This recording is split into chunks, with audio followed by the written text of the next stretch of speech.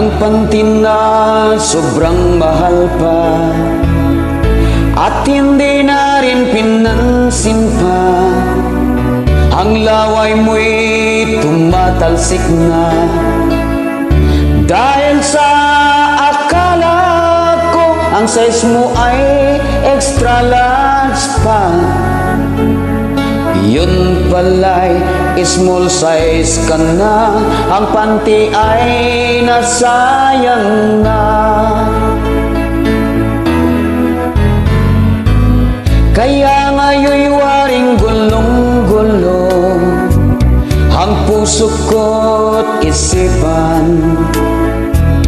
Araw-gabi iniisip ko ang gagawin sa panty na to. Ibibigay ba sa ex ko o di kaya kay kabit ko? Pero ayoko ng gulo, ako na lang gagamit nito. Ano ang gagawin sa bunganga mo, darling?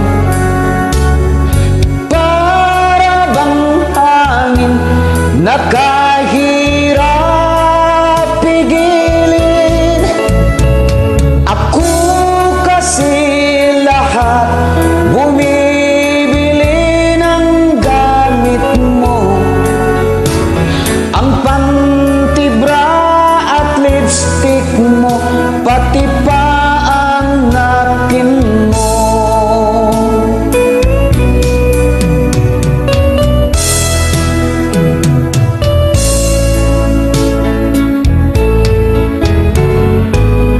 Utus-utusan mo na lang ako, dahil ba sa kasalanan ko di lang kita nabilhan ng panty sa nakaraan na birthday mo.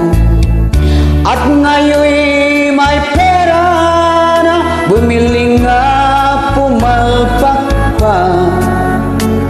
Ang size mo ay iba na pala, ikaw pala'y sumeksi na. At ngayon'y napansin ko, ang dami mo palang panty.